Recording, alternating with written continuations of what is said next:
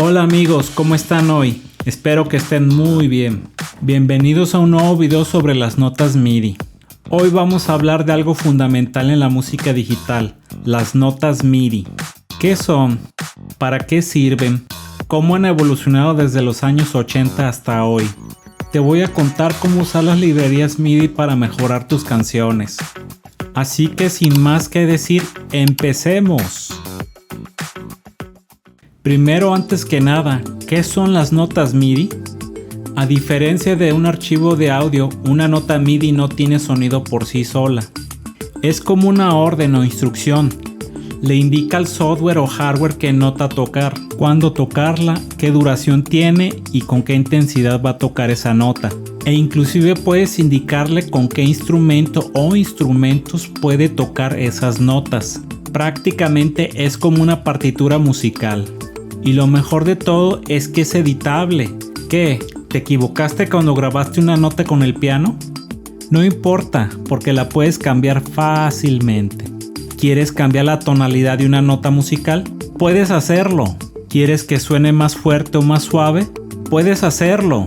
¿Quieres cambiar el instrumento musical? También puedes hacerlo. Las notas MIDI son extremadamente versátiles y flexibles. ¿Para qué sirven las notas MIDI? Las notas MIDI sirven para componer, editar y reproducir música sin tener que grabar audio real. Puedes usar un sintetizador físico o caja rítmica para reproducirlas en vivo. Pero para dibujarlas puedes usar tu software de producción musical o algún secuenciador físico. Puedes convertirlo en violín, flauta, sonido de sintetizador o lo que tú quieras, lo cual es muy flexible. Así que eso es lo poderoso de las notas MIDI. ¿Cuándo se inventaron las notas MIDI y con qué propósito? El estándar MIDI fue inventado en 1983 y la idea fue increíblemente visionaria. La idea era conectar diferentes sintetizadores y computadoras entre sí sin importar la marca. Fue una colaboración entre empresas como Roland, Yamaha y Korg. Querían un lenguaje común para que los músicos pudieran escribir sus ideas sin necesidad de aprender a leer y escribir partituras con la notación musical tradicional, ya que las notas MIDI son mucho más fáciles de entender y manipular, ya que son muy intuitivas. Y lo lograron. MIDI revolucionó la industria musical. ¿Qué significa MIDI? MIDI significa Musical Instrument Digital Interface, es decir, interfase digital de instrumentos musicales. ¿Cómo se hacían las notas MIDI en los años 80? En los años 80, las notas MIDI se secuenciaban en hardware externo, como los secuenciadores Roland o Akai, o incluso como la consola Atari Commodore Amiga que usaban software básico. No existían pantallas coloridas ni DAWs como hoy. Era más técnico. Se ingresaban las notas con teclas, perillas o inclusive código numérico. Pero ya en esa época podías programar baterías, bajos y melodías de forma no destructiva. Así era como se hacía la música de 8 bits para las consolas de videojuegos, como Super Mario Bros., Mega Man, Castlevania, entre otros. Escuchemos unos ejemplos.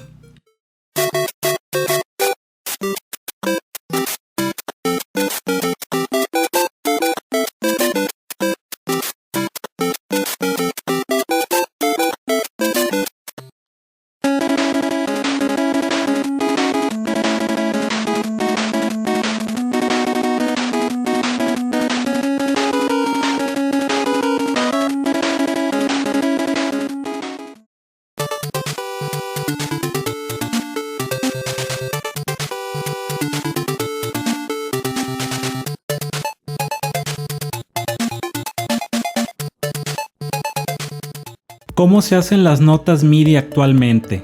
Hoy en día es muchísimo más visual e intuitivo. En programas como Ableton Live, Cubase, FL Studio, Logic o Bitwig, puedes dibujar notas MIDI directamente en un piano roll. Para ello tienes varias opciones como el mouse, teclado de tu computadora o controlador MIDI. También puedes grabar en vivo desde un teclado MIDI, batería electrónica y luego editarlo. Después podrás cuantizar, cambiar la duración, la velocidad y el pitch. Y todo eso con solo arrastrar el ratón o presionar unas teclas de tu teclado. Y aquí viene algo genial, las librerías de archivos MIDI. Existen miles de packs con progresiones de acordes, groups de batería, melodías y bajos.